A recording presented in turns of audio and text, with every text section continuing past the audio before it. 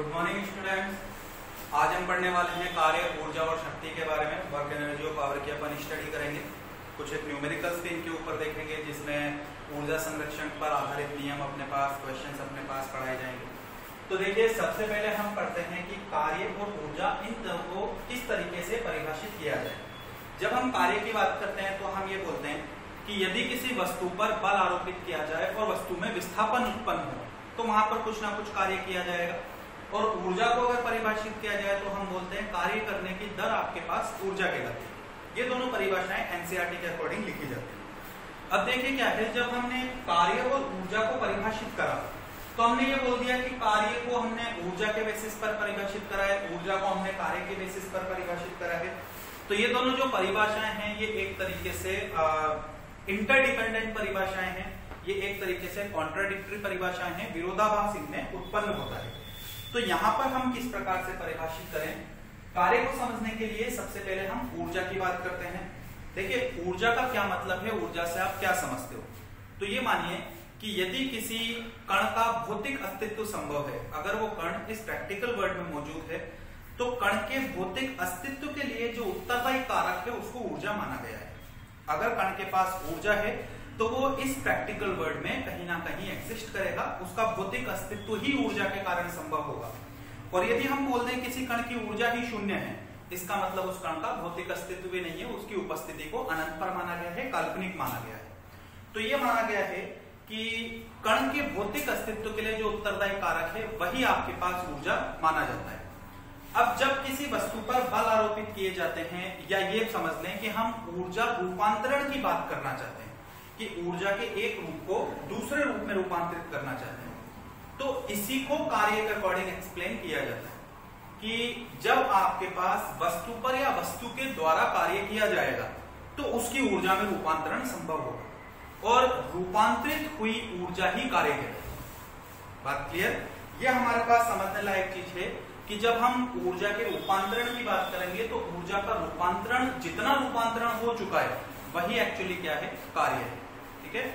अब ऊर्जा के रूपांतरण की जहां पर बात होती है वहां पर हमको सदैव किसी बाहरी बल की आवश्यकता होती है। यहाँ पर बाहरी बल का होना आवश्यक है। आंतरिक बलों के द्वारा किया गया कार्य शून्य होता है, आंतरिक बलों के द्वारा ऊर्जा का रूपांतरण नहीं हो सकता है। तो कार्य के लिए हमारे पास ये जरूरी है कि बल कैसे हो, बाहरी रूप से हो। जब बाहरी बल हमारे पास आएंगे तब ऊर्जा का एक प्रतिरूप दूसरे प्रतिरूप में रूपांतरित होगा और जितना प्रतिरूप रूपांतरित हो चुका है वही एक्चुअली क्या है, कार्य है। तो इस प्रकार से कार्य को समझा जाता है। अब इसके अगर मैथमेटिकल डेरिवेशन की, मैथमेटिकल एक्सप्लेनेशन की बात करें तो देखिए, कार्य हमारे पास क्या है, दो सदिश F और विस्थापन। बल और विस्थापन का अदिश गुणनफल ही क्या कहलाता है, कार्य कहलाता है। यहां पर हम लिख सकते हैं Fs cos थीटा, यही आपके पास क्या है, कार्य। ठीक है। अब जब हमने अदिश गुणनफल की बात करी है तो हमको पता है कि कार्य एक प्रकार की अदिश राशि है। ठीक है। इसका अगर मात्रक की अपन बात करें तो कार्य का मात्रक हम क्या लिख सकते हैं, मात्रक हमारे पास हो गया न्यूटन और ये मीटर, तो मात्रक हमारे पास है न्यूटन मीटर और इसी को हम क्या बोल देते हैं, जूल। ठीक है। विमीय सूत्र की बात करते हैं, डायमेंशन फॉर्मूला। तो देखिए, विमीय सूत्र क्या होगा, न्यूटन यानी कि बल की बात करें तो m1 L1 T-2 और आगे विस्थापन की बात करें तो L1। तो आपके पास विमीय सूत्र क्या बनाया जा सकता है, m1 L2 T-2। तो ये बेसिक फॉर्मेशन है कि जो कार्य है आपके पास बल और विस्थापन दोनों सदिशों का अदिश गुणनफल कार्य कहलाता है। W = F.S Fs cos theta. अदिश राशि होती है मात्रक न्यूटन मीटर और जूल, ये इसके मात्रक हैं। विमीय सूत्र की बात करें तो m1 L2 T-2 ये आपके पास विमीय सूत्र माना गया है। बात क्लियर? अगर अन्य मात्रकों की अपन बात कर लें जो कि एग्जाम में कई बार पूछे जाते हैं, तो देखिए अन्य मात्रक एक हमारे पास होता है इलेक्ट्रॉन वोल्ट। तो 1 electron volt equal to 1.6 10⁻⁻19 joule. ये इलेक्ट्रॉन वोल्ट और जूल का रिलेशन है।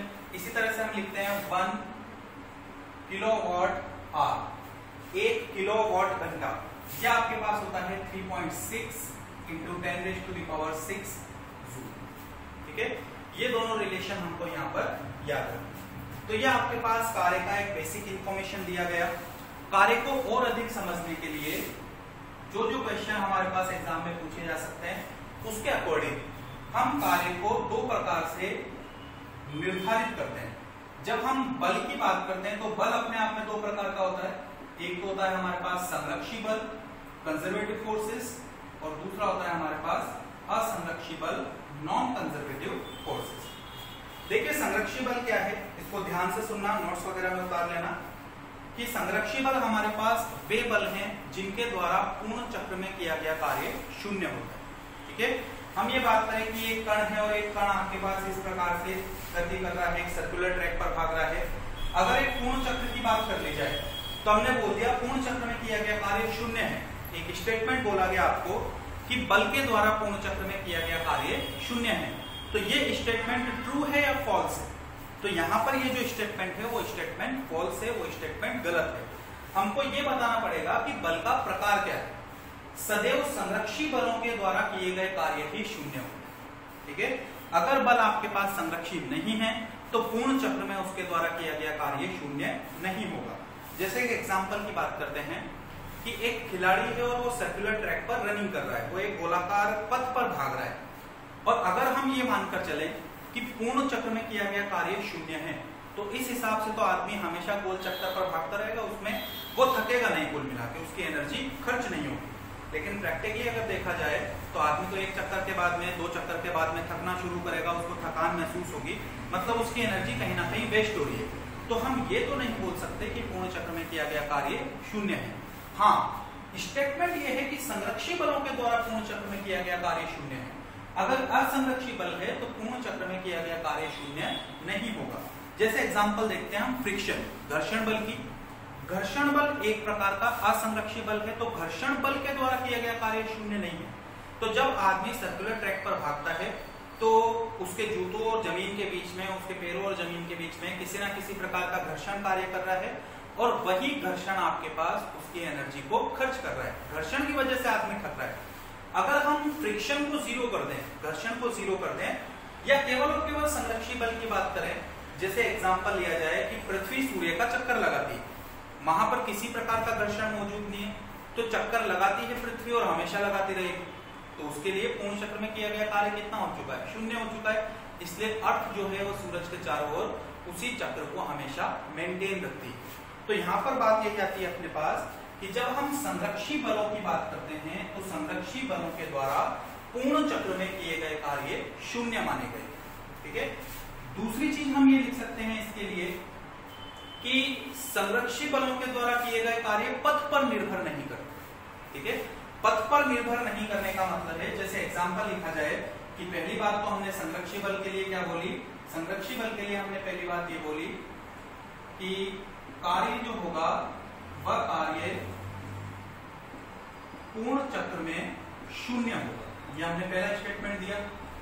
और दूसरा स्टेटमेंट हम ये बोल सकते हैं कि कार्य पथ पर निर्भर नहीं करेगा।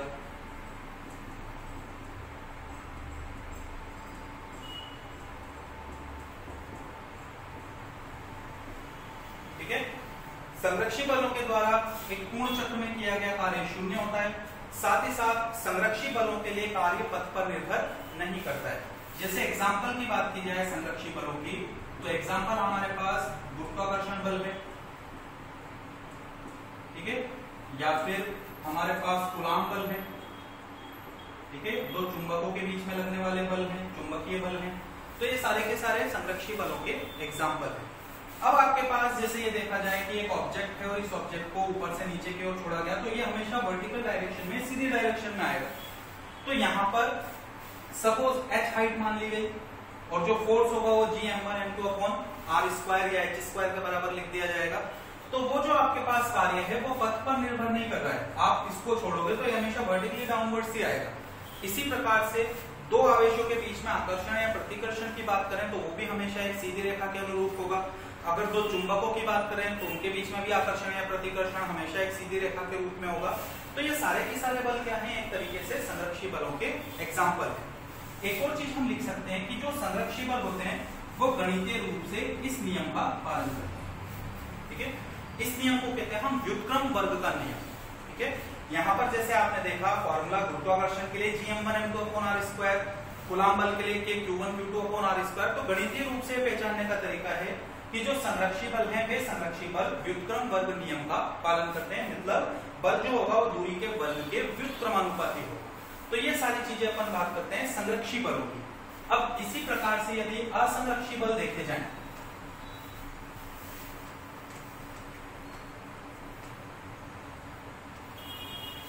तो देखिए अगर हम सेकेंड चीज पढ़ते हैं असंरक्षी बल, तो असंरक्षी बल में देखिए क्या होगा। सबसे पहली बात कि कार्य जो है वह पूर्ण चक्र में शून्य नहीं होगा।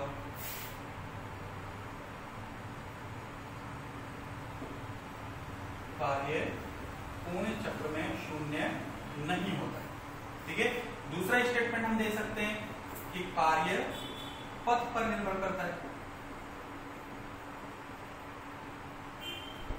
ठीक है, जैसे कि एग्जांपल दिया जाए, एक आदमी को 1600 मीटर की दूरी तय करनी है, या एक आदमी सपोज सर्कुलर ट्रैक पर भाग रहा है या किसी भी चीज पर भाग रहा है, और अलग अलग सतहों के लिए घर्षण अलग अलग है, तो आदमी को थकान भी क्या होगी, अलग अलग होगी। घर्षण बलों के अनुरूप जो कार्य होगा वो भी अलग अलग होगा। तो यहाँ पर आपके पास जो कार्य है वो पथ पर निर्भर करता है कि हम किस पथ को चूज कर रहे हैं। नेक्स्ट हम देख सकते हैं कि एग्जाम्पल की अगर बात की जाए तो घर्षण बल एक असंरक्षी बल होता है, या फिर स्प्रिंग बल, ये भी आपके पास क्या है, एक असंरक्षी बल है। या हम देखिए कि गणितीय रूप से ये बल जो होते हैं वो व्युत्क्रम वर्ग नियम का पालन नहीं करते। ठीक है, घर्षण बल आपने पहले वाले टॉपिक में पढ़ा था, F = μ × नॉर्मल रिएक्शन प्रतिक्रिया बल।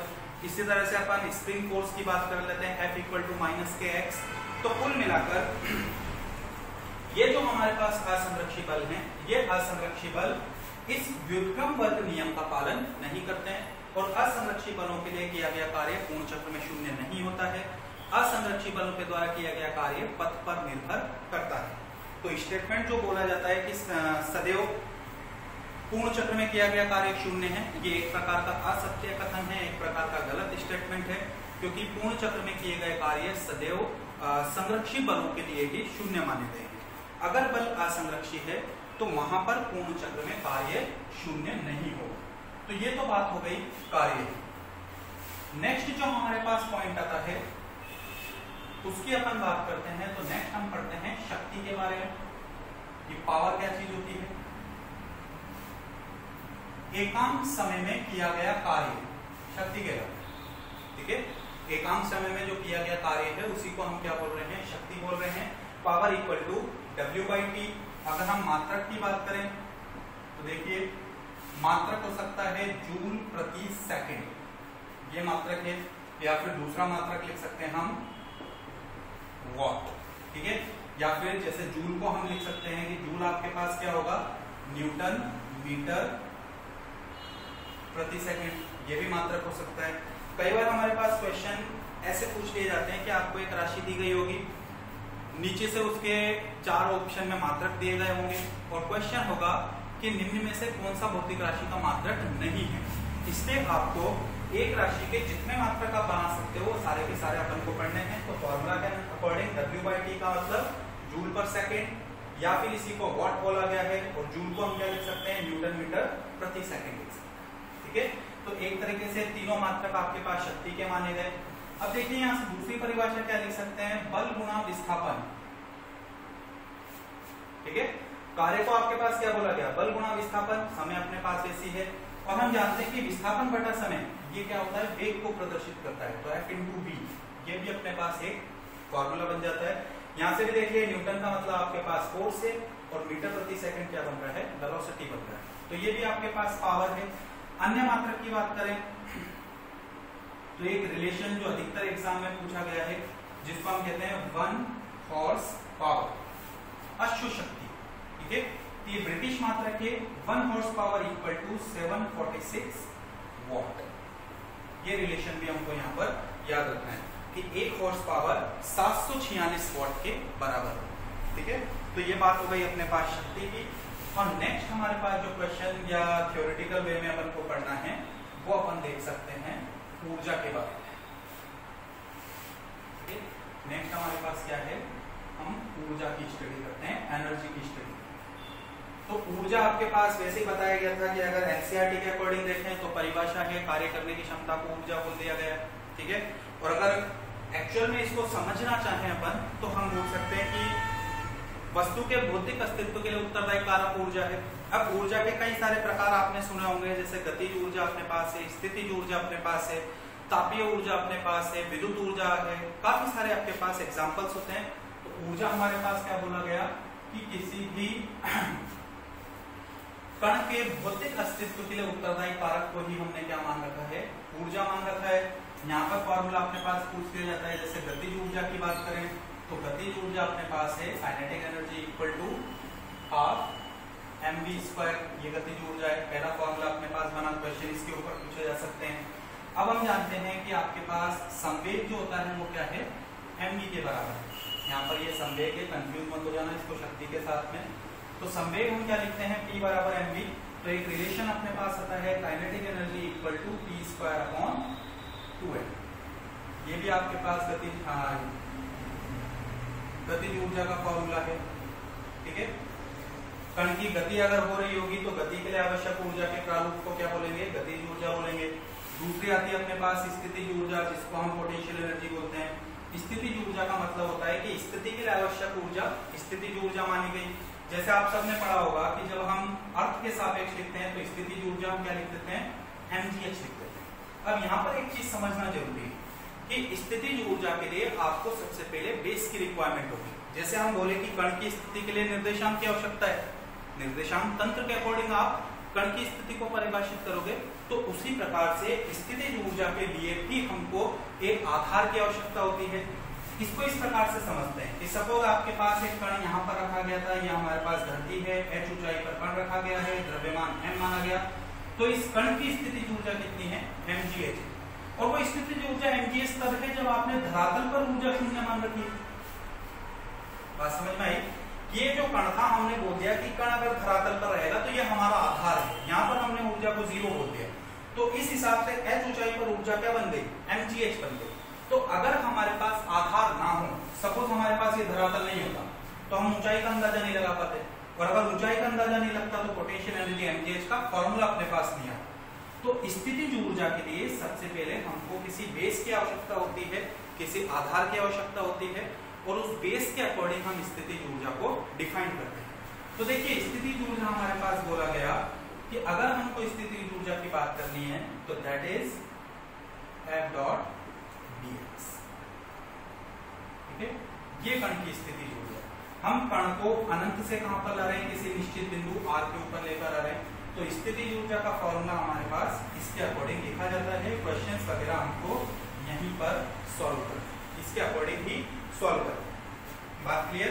तो ये दो प्रकार की ऊर्जा अपन ने पढ़ी। अब साथ ही साथ ऊर्जा संरक्षण के नियम की बात की जाए तो ऊर्जा संरक्षण का नियम आप सभी को पता है कि ऊर्जा को ना तो उत्पन्न किया जा सकता है, ना नष्ट किया जा सकता है, इसको केवल एक रूप से दूसरे रूप में रूपांतरित किया जा सकता है। यह ऊर्जा संरक्षण का नियम कहलाता है। ऊर्जा को कन्वर्ट करने के लिए, ऊर्जा के रूप को परिवर्तित करने के लिए बाहरी बलों की आवश्यकता होती है। और अगर हम इसमें थर्मोडायनेमिक्स ऊष्मागतिकी भी लगा दें तो हम ये बोल सकते हैं कि ऊर्जा के एक प्रारूप को 100% दूसरे प्रारूप में कन्वर्ट करना इम्पॉसिबल है। वो थर्मोडायनेमिक्स का पार्ट है कि जब आप ऊर्जा के एक प्रारूप को दूसरे प्रारूप में कन्वर्ट करोगे तो वहां पर कुछ ना कुछ हीट प्रोड्यूस होगा, कुछ ना कुछ ऊष्मा उत्पन्न होगी या ऊर्जा का नाश हो जाएगा। तो ये सारे के सारे कंसेप्ट प्रैक्टिकल वर्ल्ड में मिलकर काम करते हैं कि हमारे पास ऊर्जा संरक्षण तो वैलिड है कि ऊर्जा ना तो उत्पन्न होगी ना नष्ट होगी, एक रूप से दूसरे रूप में रूपांतरित होगी। और भौतिक रूप से देखें तो रूपांतरण के लिए बल की आवश्यकता होगी। जितना रूपांतरित ऊर्जा है वही आपके पास कार्य होगा।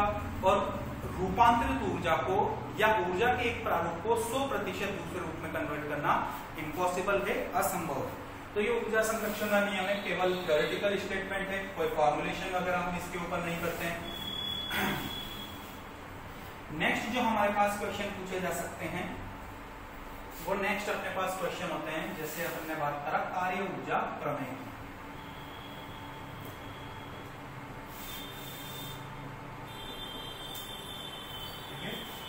इसके ऊपर काफी सारे क्वेश्चन पूछे गए। और एक्चुअली अगर हम गणित के अकॉर्डिंग कार्य को डिफाइन करना चाहें तो वो यहीं से डिफाइन स्टेटमेंट ये है कि वस्तु के द्वारा किया गया कार्य उसकी गतिज ऊर्जा में परिवर्तन के तुल्य है, यही कार्य ऊर्जा प्रमेय है। एक्सप्लेनेशन अपन देखते हैं क्या चीज है कि देखिए अगर इसको एक्सप्लेनेशन के अकॉर्डिंग देखा जाए तो हम देखते हैं कार्य की परिभाषा हमने क्या दी, F डॉट dx दी, ठीक है। कण को हमने सपोज x1 से लेकर x2 तक विस्थापित कर दिया, ठीक है।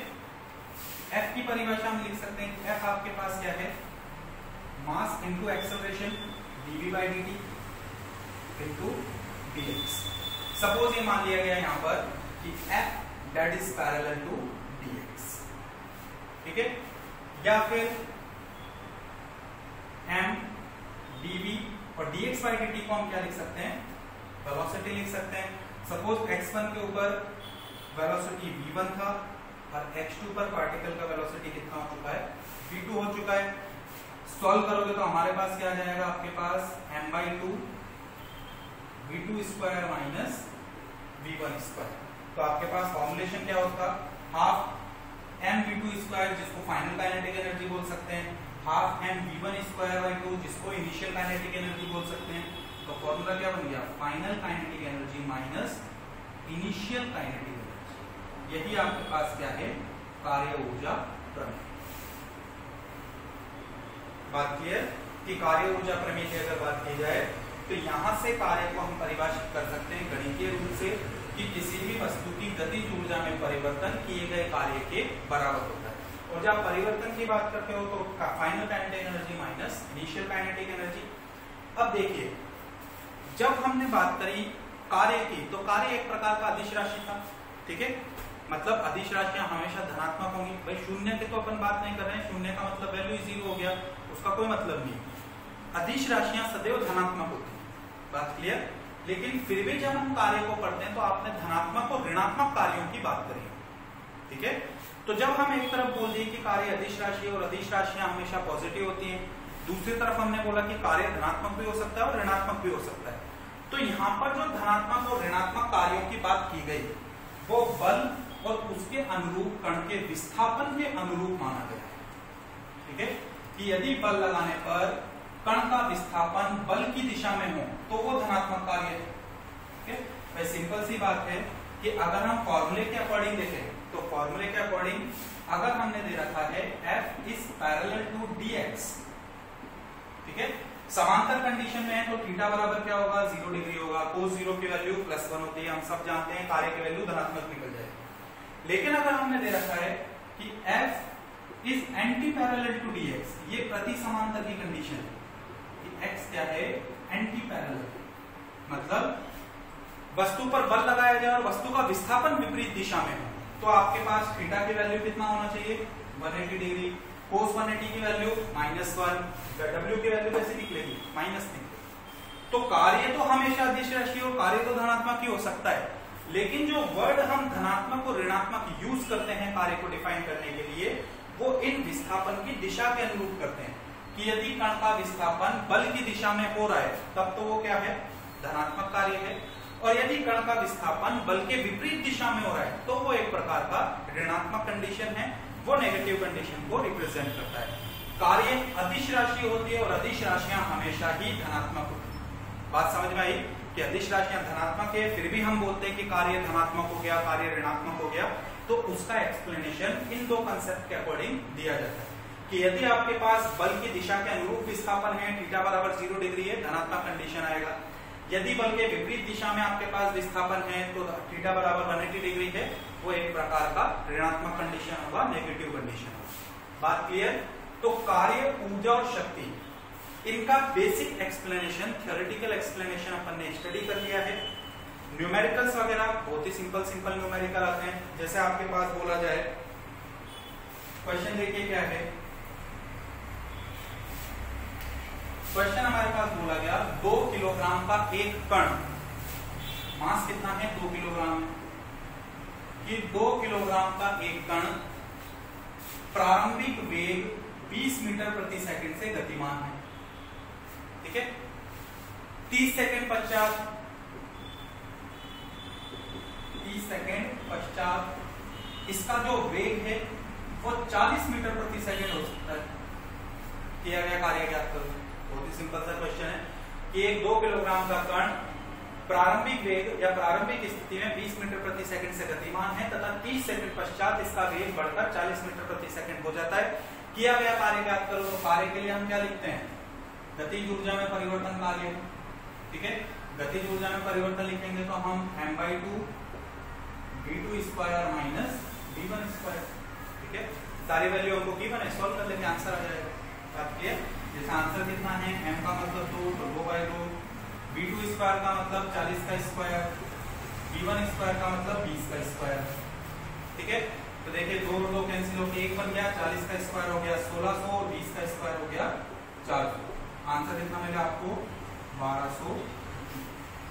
कितना कार्य किया गया होगा। ठीक है, तो बहुत ही सिंपल तरीके के हमारे पास क्वेश्चन पूछे जाते हैं। तो आज के लेक्चर में हम इतना ही रखते हैं। जो आपको क्वेश्चंस वगैरह होंगे वो शाम को सेंड कर दिए जाएंगे। तो बहुत ही सिंपल सा लेक्चर था। कल अपन अगले टॉपिक के बारे में